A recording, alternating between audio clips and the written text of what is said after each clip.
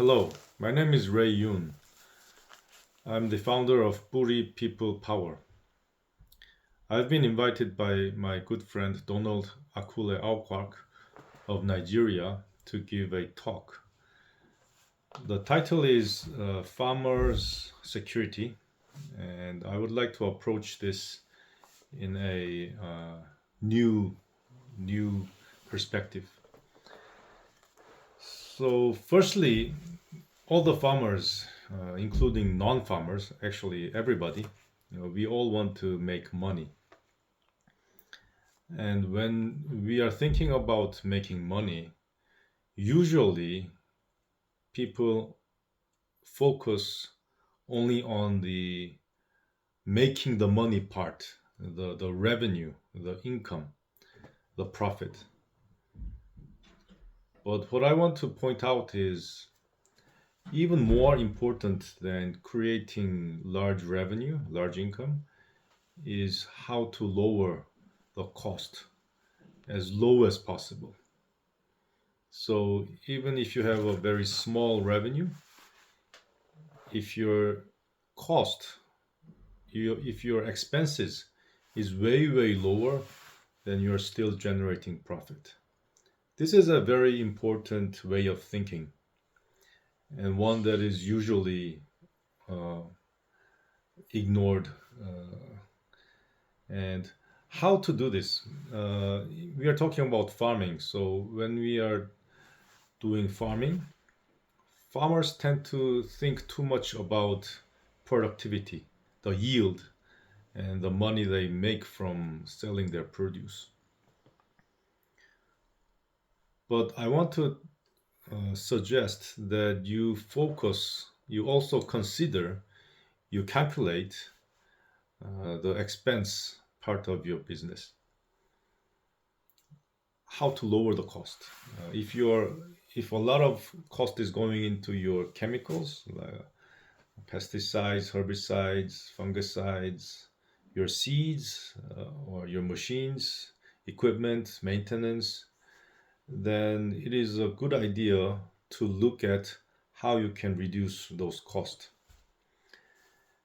And that is actually where my focus is when I teach farmers in Africa, because I I give workshops on transferring knowledges on the technologies that do not need money. Uh, for example, the Ray Pitts. The Ray Pitts is one of my favorite methods because it is very effective, very powerful, but it does not cost any money at all.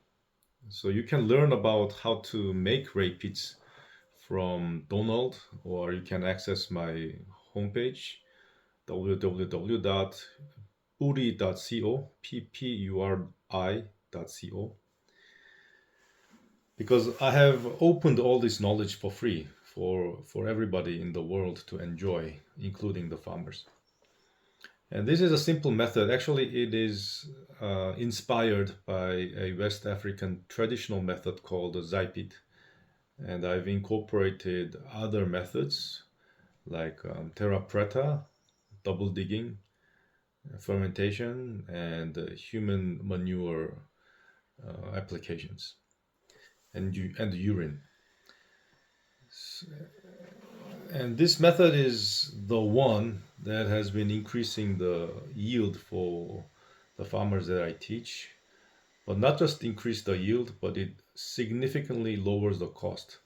Because once you apply the ray pits, the soil becomes wet, becomes moist and fertile. So the need for chemical fertilizers go down. And when your crops become healthy, they get less disease and less pest. So your pesticide cost goes down. And even the weeds, when they grow, I teach the farmers how to utilize the weeds instead of eliminating them by using herbicide. So all these costs are going down, and that is how the technology is benefiting the farmers. Another example is the ray pond. Also, how to make it, you can learn from other sources, because today I'm not talking about how to do it. I'm talking about the more philosophical or the management aspect of this farming. So ray pond is a uh, pond. It's a vertical pond, very narrow and deep, designed specifically to reduce evaporation.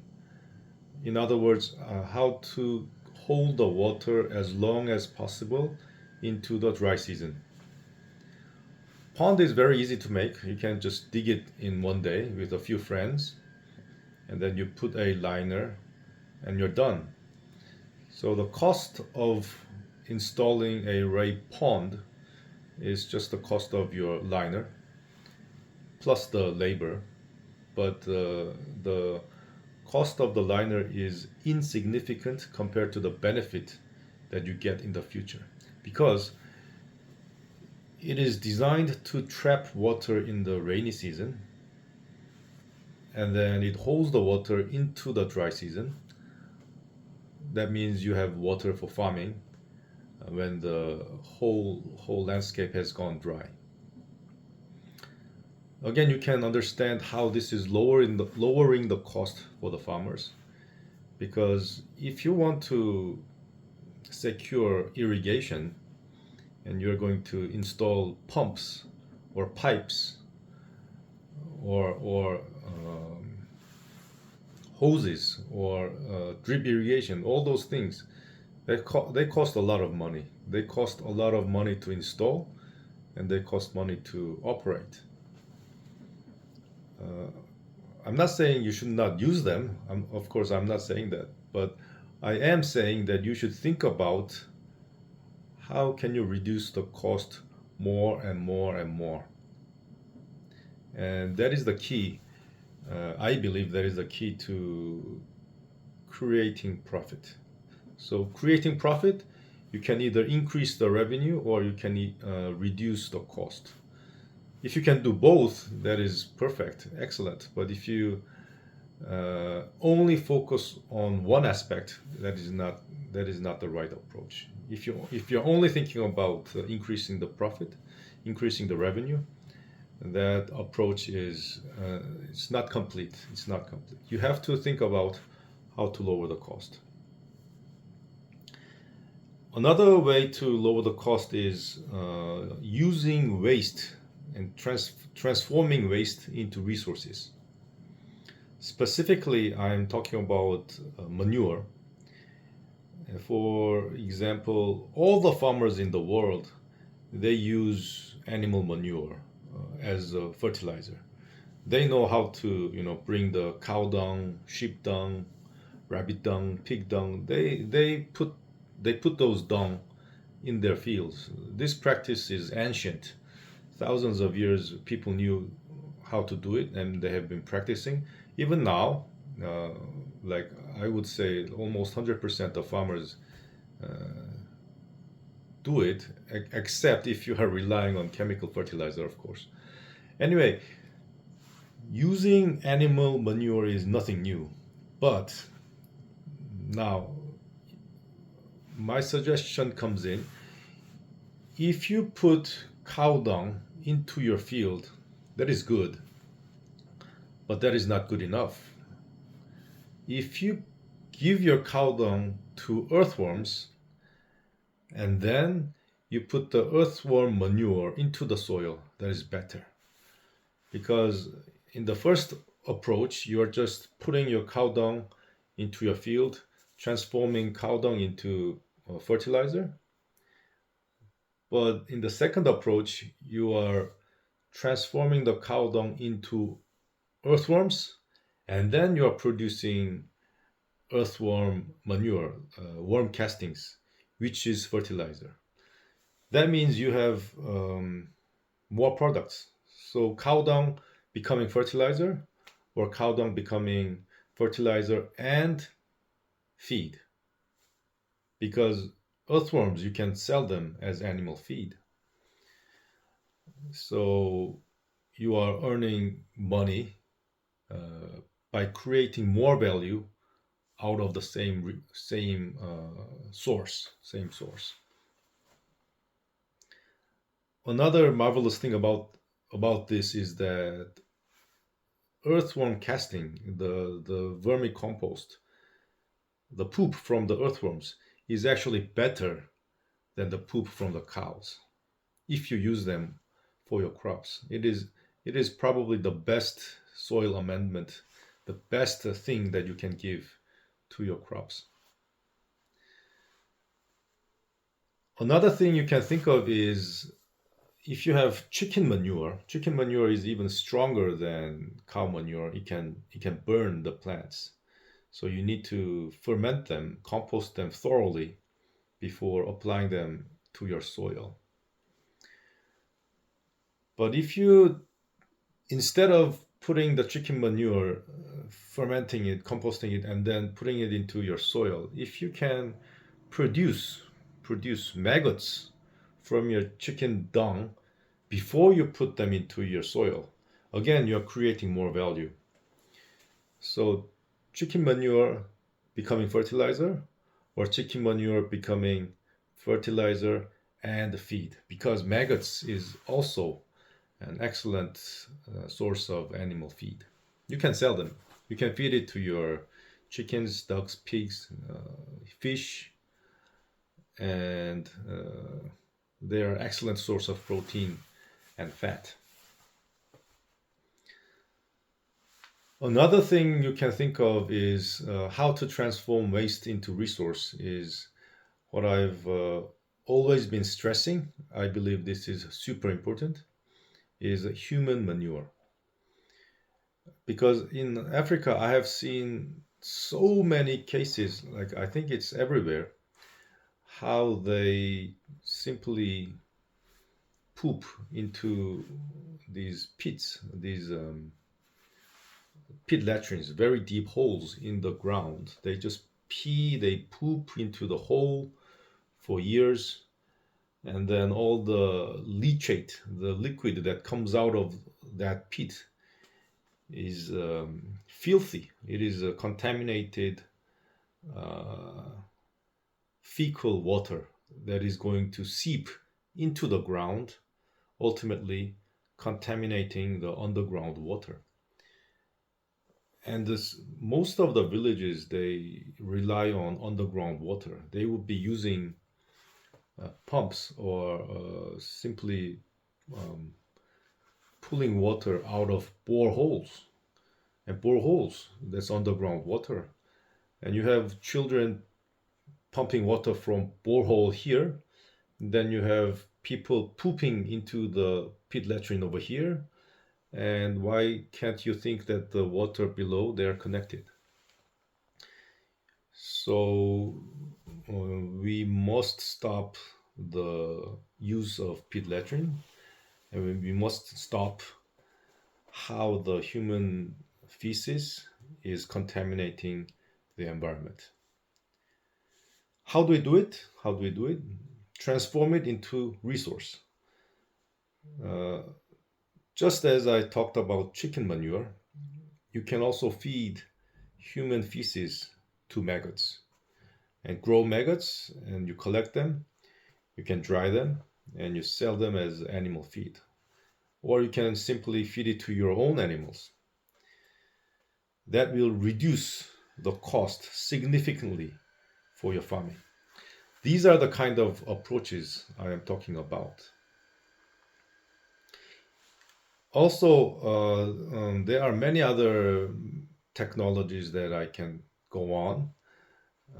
For example, I also teach kimchi, zero cost food preservation technique. This is a traditional Korean food preparation method, and I found it super useful in Africa.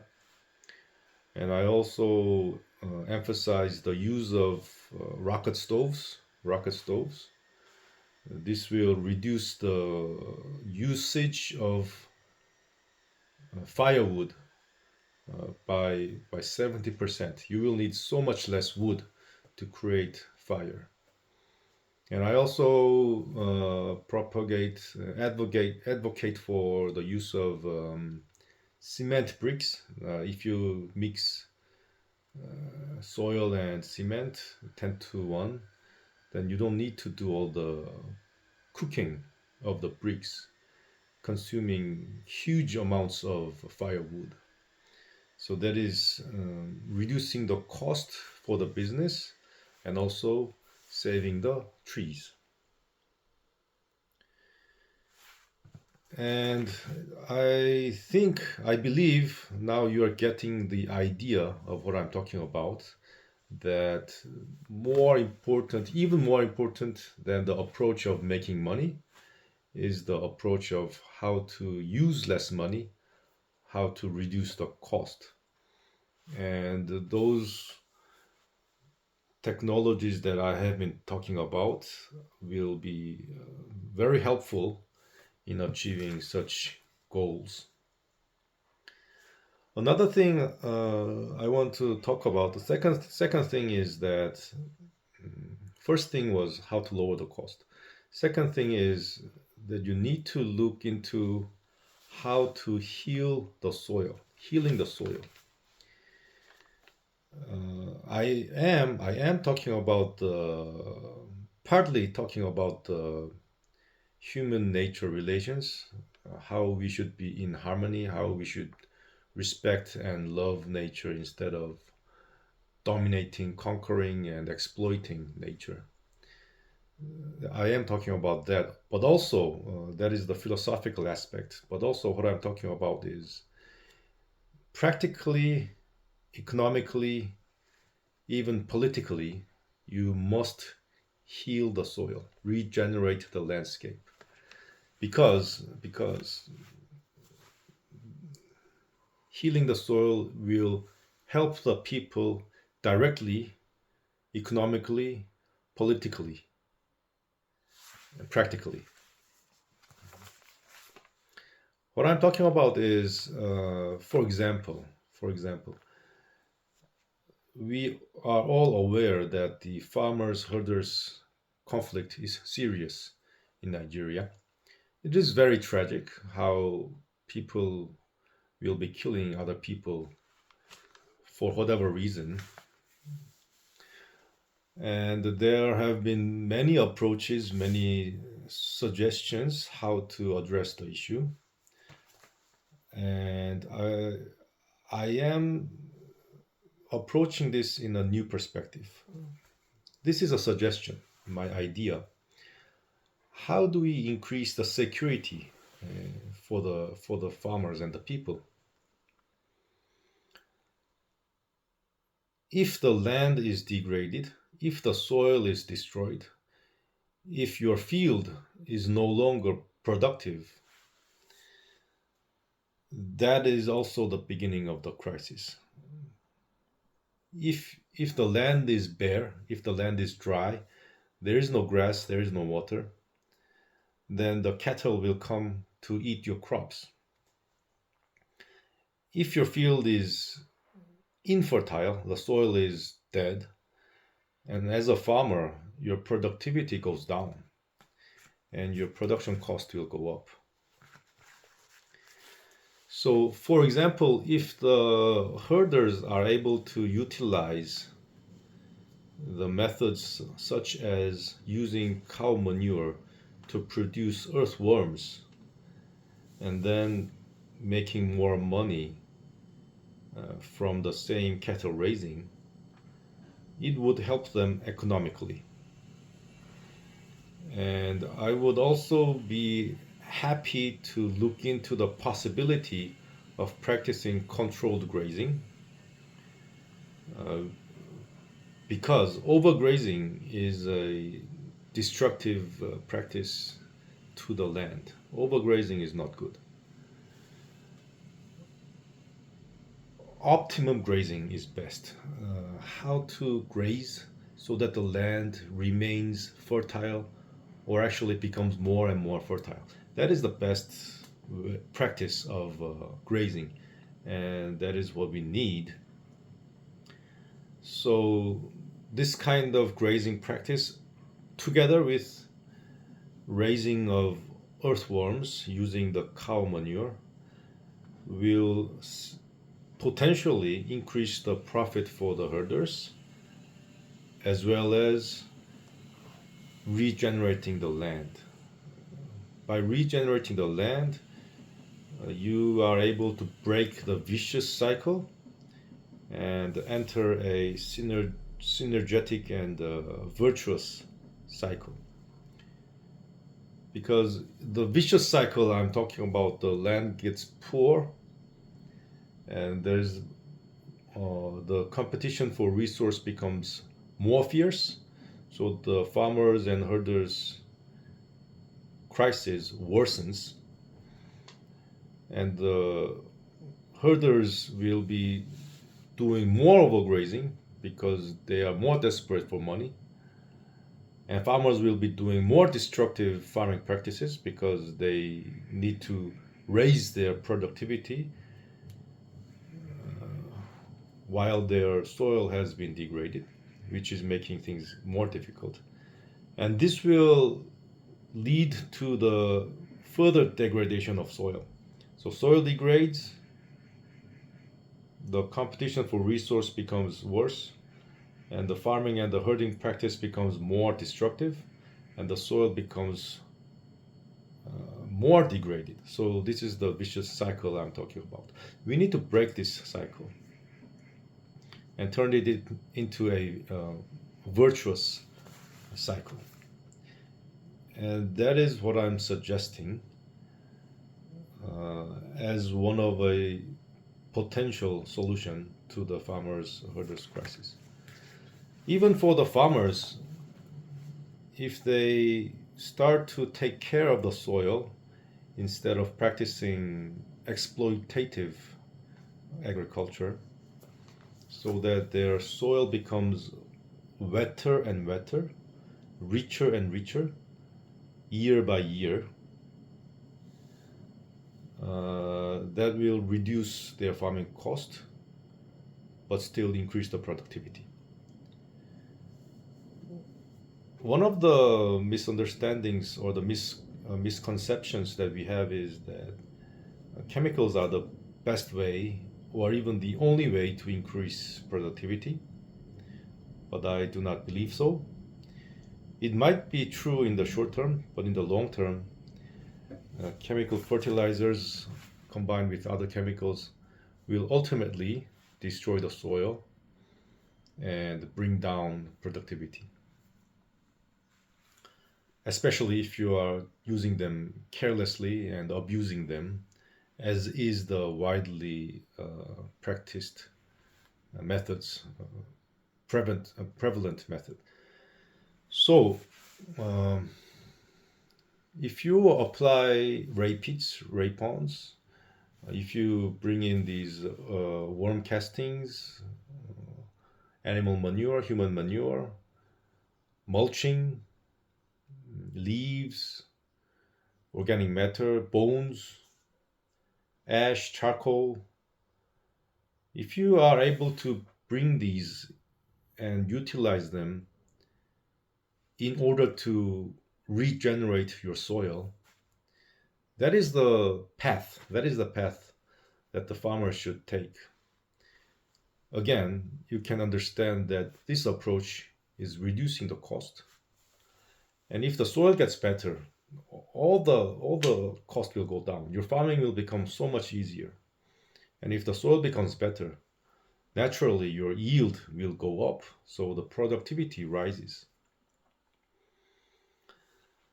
So as the result, then you are able to create profit. So now this is a short talk, so I think I have delivered my points. Lower the cost, heal the soil, and ultimately we can be prosperous. But even more importantly, we can even achieve peace. Thank you very much.